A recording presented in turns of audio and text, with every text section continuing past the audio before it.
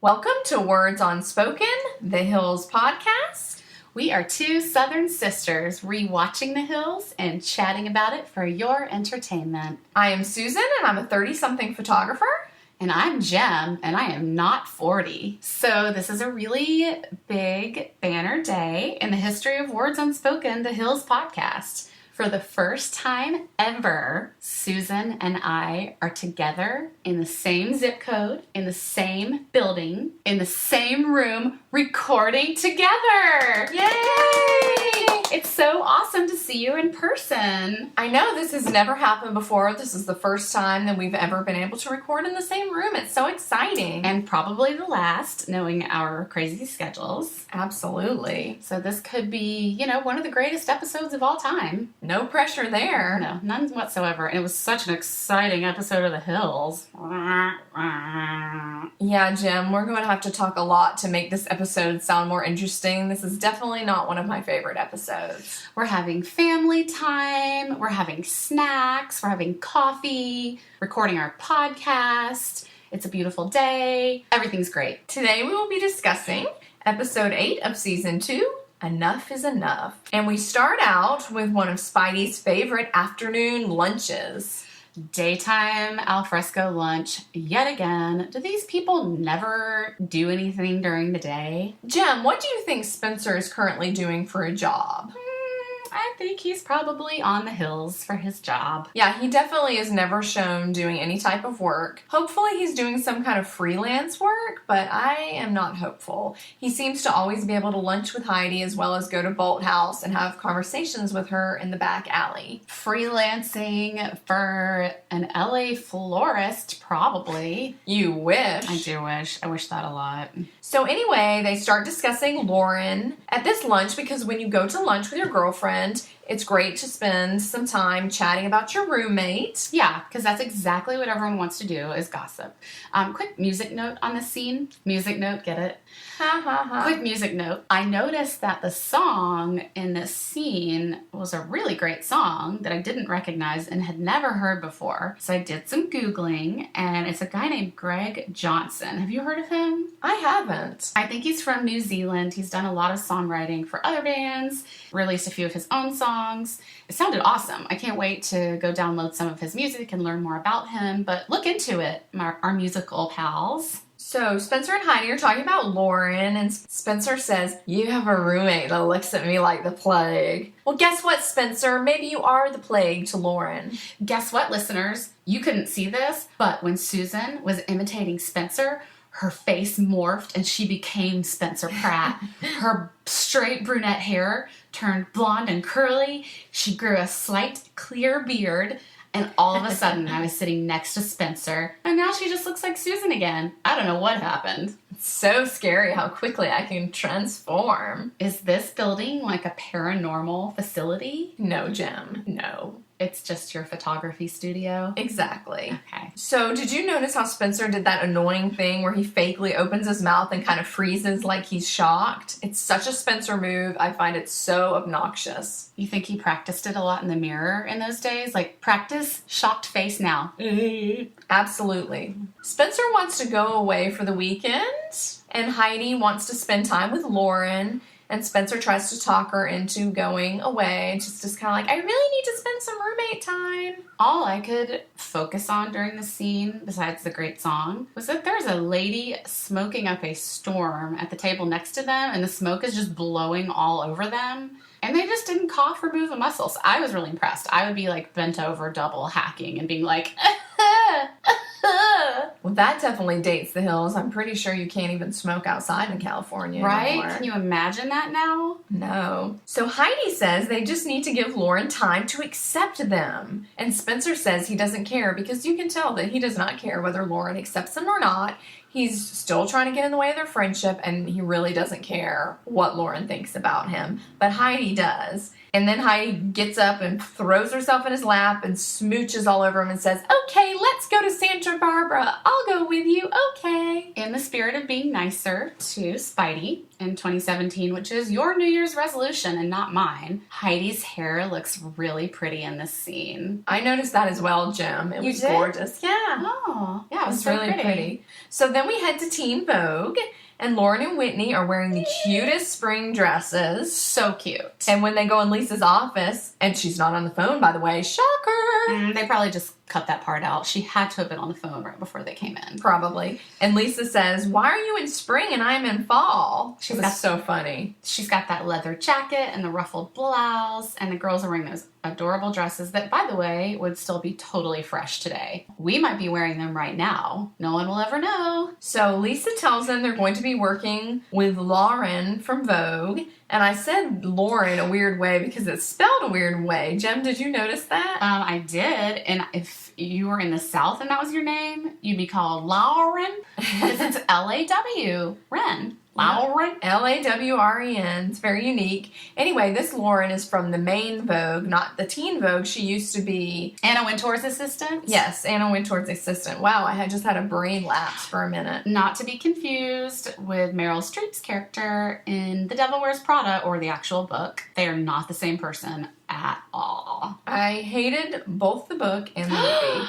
No, the book was so good. No, I hated it. I'm obsessed with Anna Wintour. I've watched every documentary about her. I think that she is wrongly accused, has an unfair reputation because she is just a strong, opinionated, bossy woman who gets what she wants and is good at what she does. But people are all like, "Oh, I'm so scared of her. She's so mean and terrible." Well, if your male boss was doing and saying those things, everybody would be talking about how amazing he is. So there's just a little Jem and Susan for social justice moment, as you were. So Lisa says that Lauren is very particular and precise, and both Whitney and Lauren look a little concerned at this because they're used to working with people like that, and it never seems to work out well for them, like with the intern Emily. Oh, intern Emily.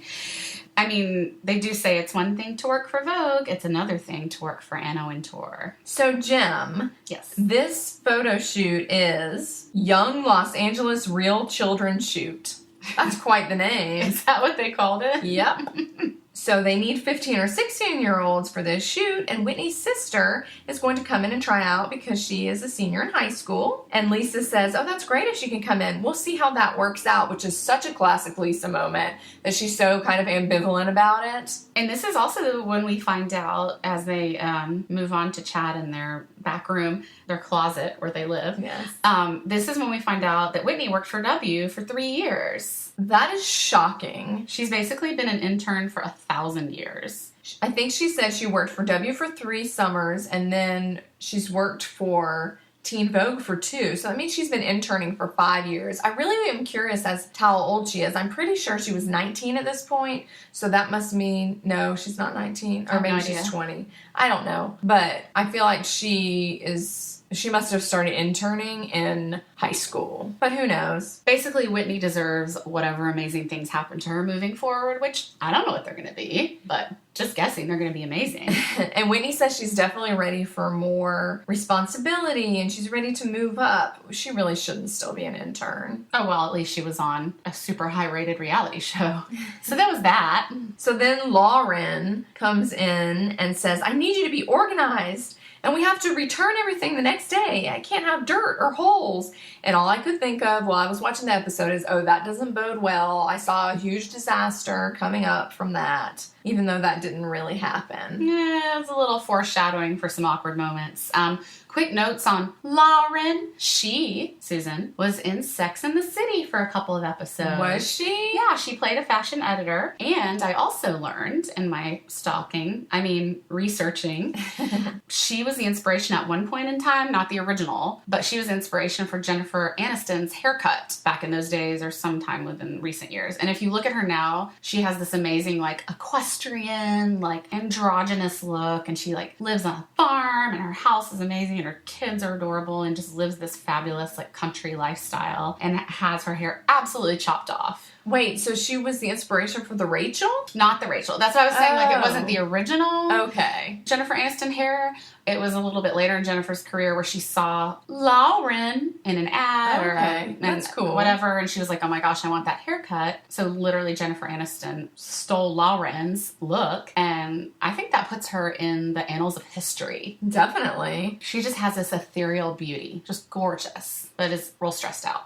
Lauren gives a lecture on how she needs someone to be there steaming, and they can't be. Things being steamed is a thing for me. And she says they can't be standing around when she needs someone to be steaming. And then Lauren has this look on her face like, oh no, another person is being annoying. But then she offers to steam. And Whitney says, oh good, I'm so tired of steaming. I've done enough steaming in my lifetime of being an intern. In her 18 years of fashion interning.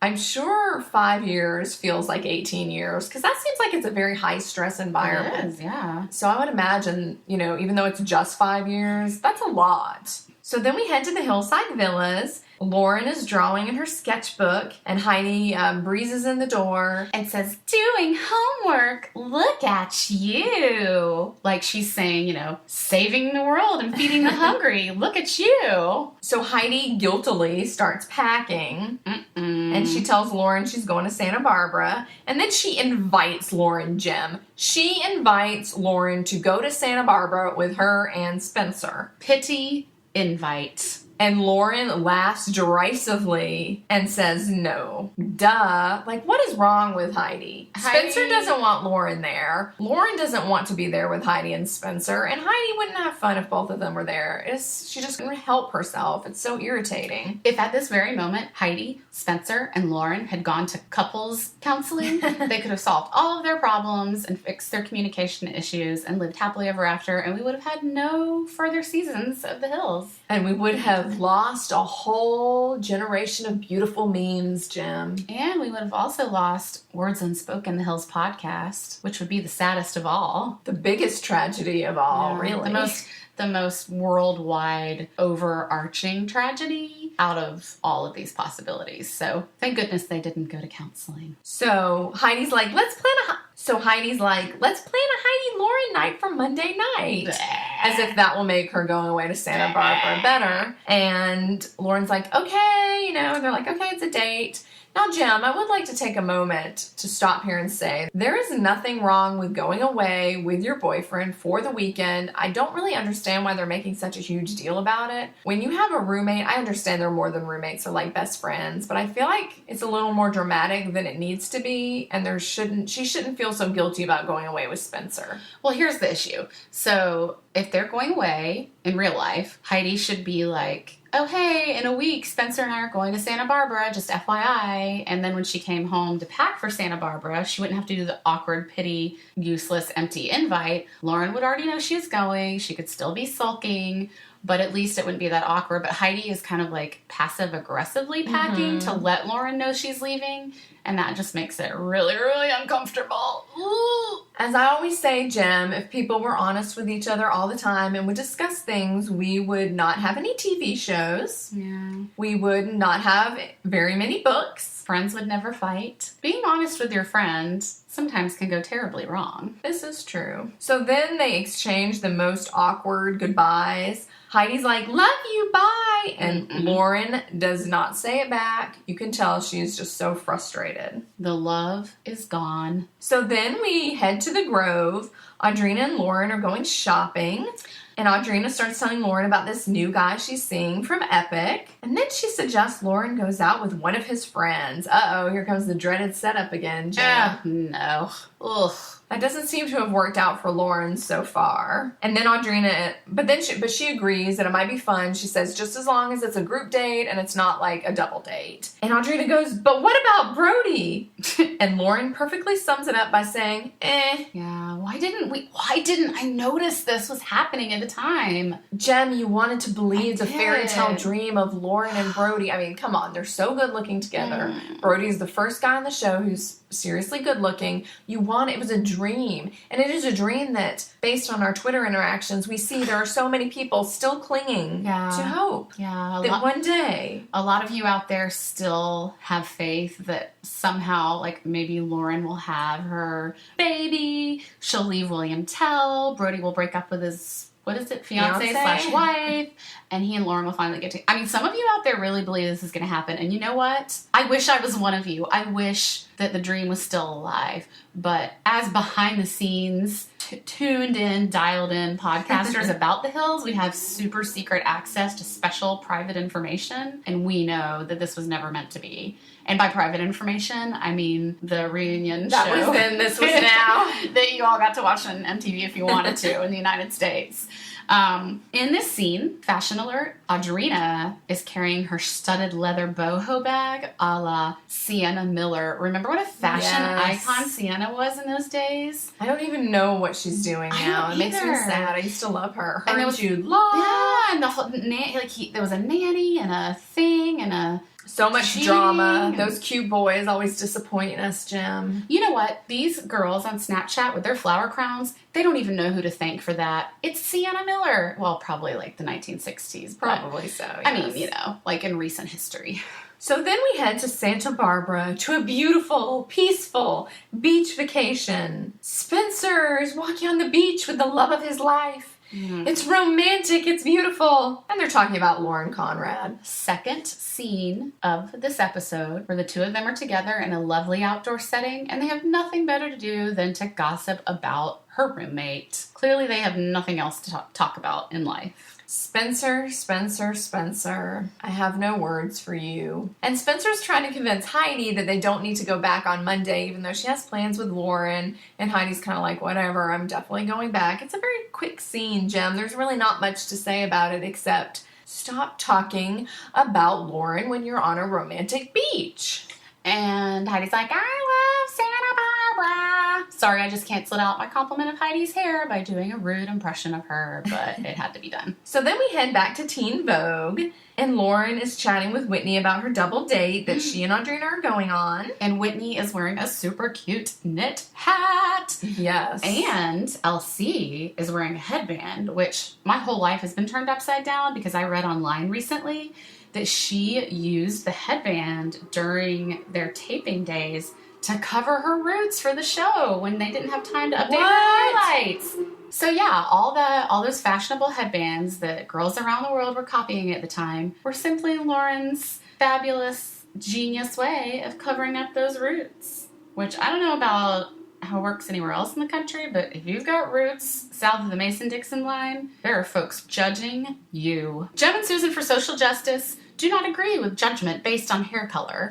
I feel like that was a PSA. That's as fast as I could say it. And I've had a lot of coffee. Woo! So anyway, Lauren is telling Whitney about the double date that she and Audrina are going on. Apparently this guy's name is Blake and he is a hockey player. Whitney's sister Jade is meeting with Lisa. Cute little like mini Whitney Port. Adorable. She looks so much like Whitney. She's so cute. Her hair is so long and beautiful, isn't it? It is, and I meant to research/stalk her, but I got distracted at the time I was thinking about it. I wonder what she's up to now. Jade Port, if you're out there, holler at us. So they head in to talk to Lauren about the photo shoot for their prep time. She tells them it's getting messy in the changing area and they need to restore order. Panic. It's basically like martial law at the photo shoot. And did you then notice that the editing makes it look like they're just standing around doing nothing? I'm like, that probably did not happen at that time. You just want to make it look like they're super lazy and hoping that Lauren yells at them. Lauren. All about the editing, Jem. Yeah, which you know a little something about as the producer and editor of this show, whilst I lay on couches with bonbons. I'm smiling very grimly at the moment. She's not smiling at all. She's frowning and glaring at me. Anyway, next we head to our beautiful night out in Los Angeles. So the girls are discussing the boys, and they mention the thing about the new boy being a hockey player. And one of the two girls, I don't remember who, says, you know that he's like a tough guy and he's not a little wussy boy. And another moment for Jem and Susan for Social Justice, Susan. We're having a lot of these today. Jem and Susan for Social Justice do not condone the use of words like this, because think about what that means when you say that and who that applies to when you say that. So do the math. If you're comparing someone to a girl and insulting them, you're insulting women everywhere. So think about the words you use, kids. Just think about it. Hashtag Jem and Susan for social justice. Look it up on the internet. So Lauren says, I just want to meet my Prince Charming. Blah. These girls need to realize there's no such thing as Prince Charming, and if you really looked at Prince Charming, he's not that charming. So stop. Stop with the Prince Charming. Hashtag Jem and Susan for social justice. Done. Move on. Which one? Let's talk about... Which one is Prince Charming? Is he the one in Snow White? He's the one in Sleeping Beauty. Sleeping Beauty. Charming. So he like kisses her to wake her up. Yes. Wait, no. No, Snow White. How does It she is wake Snow up? White. Wait a minute, it is Snow White. I don't know, and I'm thinking of Once Upon a Time, and Once Upon a Time, it's Snow White and Charming. I thought Charming... Oh, there's two Prince Charmings. Really? Yes.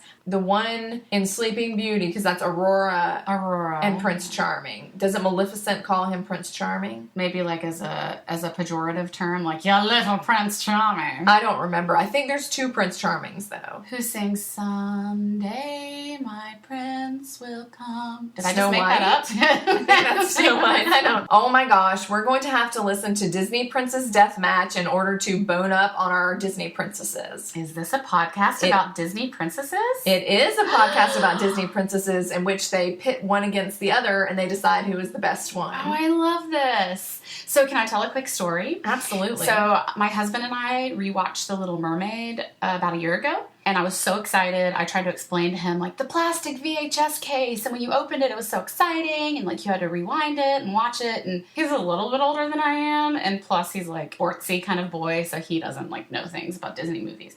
So I was so excited to show him The Little Mermaid. I was like, it's so great. And then we watched it. And I raged and yelled throughout the entire movie. And he kept saying, babe, why does this girl keep doing all of this stuff to get this guy she doesn't even know? And I was like, all of my childhood dreams are ruined. He sucks and her life sucks. And she should have stayed with her family under the sea. Yeah, The Little Mermaid is so problematic. It's a tough one. But anyway, back to the hills. Jem. Blake and Chris. Let's talk about Blake. And Chris. Let's talk about Blake and how he's dressed. He's wearing a, like, sweatshirt hoodie. Blake. Who does that? You're in LA. Ugh. No. So Blake is the one who is there with Lauren, and Chris is the one who's there for Audrina. And all I can say is two more non-cute boys. Yeah, they just kind of had that, like, generic thing going on. Like, not just how they looked, but from a personality standpoint. Absolutely. They were a little vanilla, I boring. think. They're kind of like Brian and Jordan. Except I think they were less. But more like a little more grown up, a little more mature, I guess. but not a whole lot.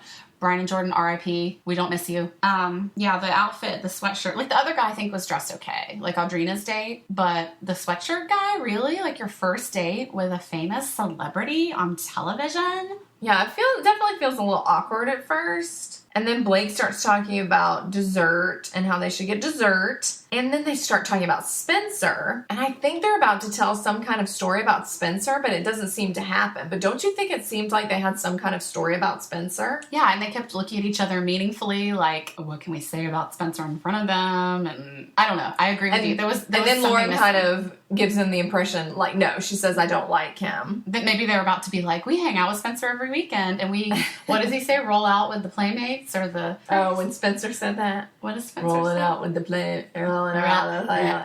Oh my gosh, you just turned into Spencer again. I got the beard, it just comes and goes. It's terrifying. And then Blake says something about, do you think they have a big dessert tray here? I'm like, Blake, why are you so obsessed with the dessert? And then I realize, probably because MTV is paying for the dinner. Oh, and he's like, I'm going to get a little, molten chocolate lava extravaganza and stuff my face. It's the only meal I'll have this week, and then I'll sell my sweatshirt for money. And then he says, we should go to Cafe Sushi next. So he's already trying to, like, start the next date. You gotta lock it up. And then they just walk away from each other, and Blake says, I didn't ask for her number. And then I'm super shocked when Lauren was like, oh, I think he's cute. Mm-hmm. I was really getting not liking vibes from her, but she was being super complimentary about him and saying, do you think he'll call me? He didn't ask for my number. But I was really shocked. I thought she was going to make fun of him as soon soon as they got in the car. I had the exact same reaction. I thought she hated him. I thought that she was miserable the whole time, but I think she was actually just being shy. Yeah. Like, sometimes it's hard to tell the difference between someone being rude and being shy. And I, too, was stunned in the car when she was like, this was great. Thank you so much. I'm getting better at dating and all these positive things. So we can't forget how much, Jason must have burned her. Yes. I mean, that was pretty heavy to go through. Definitely. For her age. So somewhere in the transition between these scenes is an awesome song I had forgotten all about. I know I mentioned music at the top of the show, but do you guys remember Rocco DeLuca and The Burden and the song that was like, I'm not singing it because I've already sang once today. It was the song that went, you're the most colorful thing that I've seen. Such a good song. It was such a good song. Also Googled him, and he hasn't really been up to a whole lot lately. But that was a great song. So if you were born like yesterday and don't know who that is, just look it up and listen to it. You'll like it. The Hills always has the best music. They really did have a good soundtrack. Obviously, because it was on MTV, they were going to have good music. So we go to the next day when the girls are headed to the photo session. Heidi calls Lauren and says she will be home later that night. And are we still on for our fun night tonight? Lauren hates scheduling dinners with Heidi. She says she thinks that they shouldn't have to schedule any dinners because they're roommates. And Whitney says some more Whitney wisdom. If it's important, you make the effort. Once again, Whitney is just full and brimming of wisdom. Yeah, she just always has the right thing to say at the right time. Lauren was wearing a polka dotted headband, so she was having root issues, so maybe that was, a problem that day. But yeah, the whole having, you shouldn't have to schedule or whatever, I don't know about that. I feel like Lauren acts like a jealous girlfriend sometimes.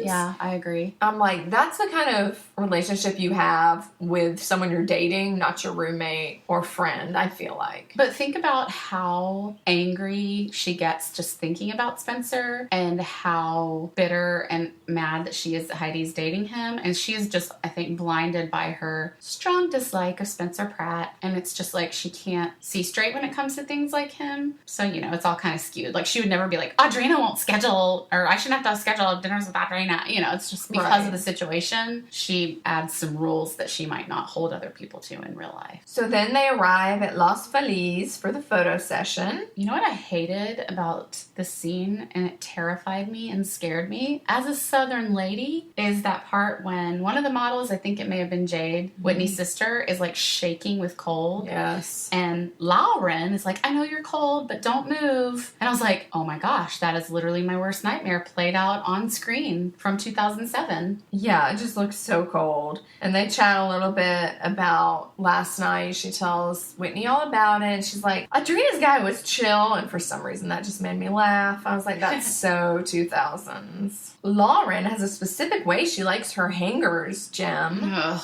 Imagine being her roommate. Oh my gosh.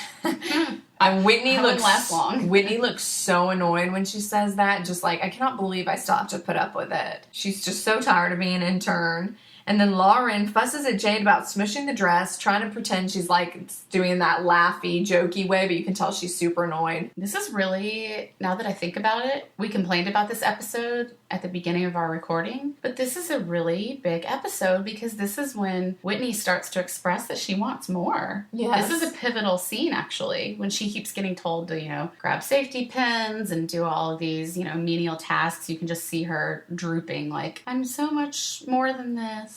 You can tell she's just feeling super frustrated. She says she feels like Lauren's disrespecting her, which is very strong words. I don't think she's doing it on purpose. I think that's just the way interns are treated. Yeah. And it's very fast-paced. It's cold. Not all the costumes and dresses are working properly. Everybody's stressed. And Whitney, I think, is she's feeling all of her feelings of wanting to move on, from a job standpoint. And so any little thing that happens is going to affect her probably more strongly than Lauren, who is just excited to be a part of it. And I do like how she says she is not speaking up, and she knows she's not speaking up, and she says she's just ready to hold the reins. She's ready to get started. And she says this shocking statement, as much as I love clothes, they are only clothes. Did you hear a collective gasp from anyone who heard that? That's strong words for someone in fashion, but it's true. And then the next day, Whitney was fired as a Teen Vogue intern, and she was never heard from again. Dun, dun, dun. And then comes a super awkward part where she tells Lauren that she has a dinner she has to go to that night. You mean Lauren? Lauren. And Lauren says, sorry, I need you to stay. I don't care when your dinner is. I need you to stay. And I feel like that's super awkward because when you're an intern, you have to stay. You can't just say, oh, I have a dinner that I have to get to. That just is ridiculous. I think that you and I have both had super intense internships in our lives, and we kind of understand that when you're in that sort of position, your life is not your own. You kind of do whatever you need to do in order to get to where you want to be, and sometimes it's really hard, and you do have to sacrifice things. Whitney's a pretty smart girl. I mean, she's an awesome intern. She's someone I would love to have working for me, but I think that's just another part of her being done. Yeah, just over it. Finished. Ready to move on. She's ready to not be the boss, but, at least not be, oh, hold these pins right here and don't move kind of situation. Right. So then Lauren offers to stay later, which Lauren does not like at all, but what can she say to that? Lauren is like, how dare these two be good friends? Ew. So Lauren is driving home and Audrina calls and says the guys want to go to Cafe Sushi tonight. And Lauren says, I can't. I have plans with Heidi.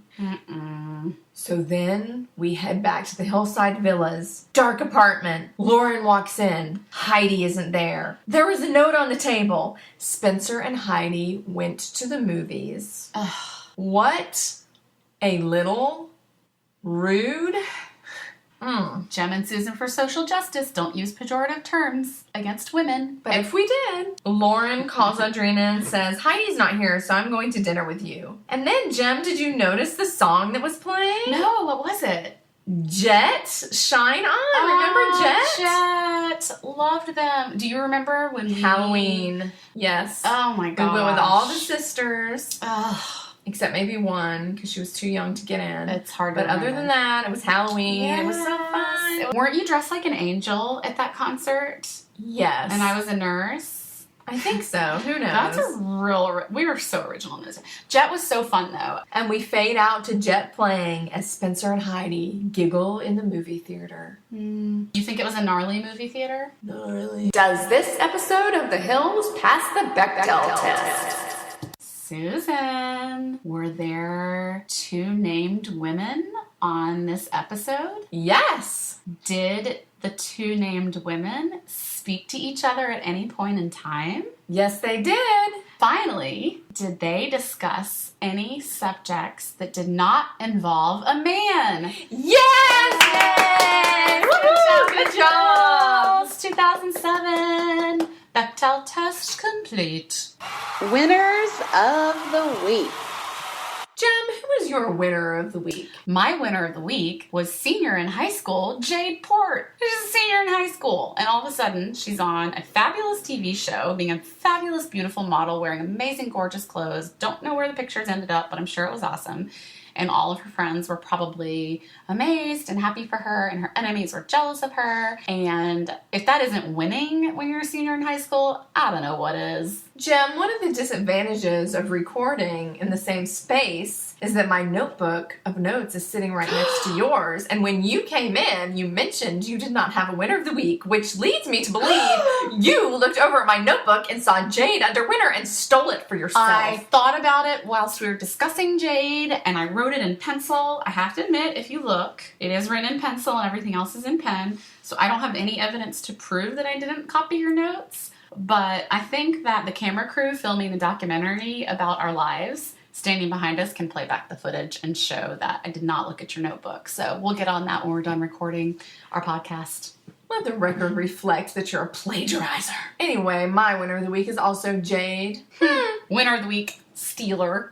Susan's covering her notebook now, so I can't cheat off of her notes because I'm sure I really want to read what she's written down, and it's so interesting. Jem. And Susan's Funniest moments. Jem, I'm doing my funniest moment first, so you can't steal mine. I'm covering my notes so you can't steal mine because mine is awesome. We've already discussed the funniest moment of the evening, but I wanted to bring it up again because I thought it was so funny, and it's when Blake... No!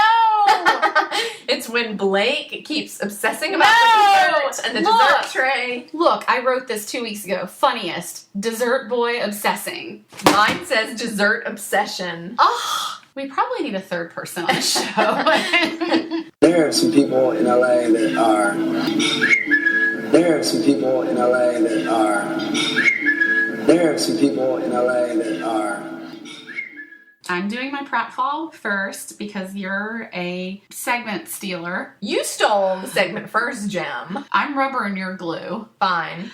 My pratfall it's kind of a general pratfall. The whole episode is just Spencer gossiping about Lauren constantly and obsessing over his relationship with Heidi. Lauren's relationship with Heidi. And just enjoy your time with your girlfriend. You can invent other drama for your show. It's not all about Lauren. So yeah, that was my pratfall. My pratfall of the week was Spencer just generally leading Heidi astray throughout the whole episode, but especially at the end, because it was his idea to go to the movies. All of the manipulation. So manipulative. I am so over Spencer. You can just see him worming his way into her life. You're supposed to be nicer to Spidey in 2017, though. You're not doing a very good job. In this episode, I just can't be. Thanks for listening to this special in-person episode of Words Unspoken, the Hills podcast. Susan and I may never be in the same room at the same time again unless it's a family holiday. There are many ways you can get in touch with us. By email at wordsunspokenpodcast@gmail.com. You can also give us a shout on Twitter at The Hills Podcast. We are also on Instagram at Words Unspoken Podcast. And finally, check out our website anytime. It is wordsunspokenpodcast.com. Thanks for listening. Bye, y'all. Bye, y'all. You and all your pretty little friends up in the hills where the party never ends. Your schemes and your dreams when you're whole and you're broken. I'm telling all about it in my words unspoken. Okay. Yes, no.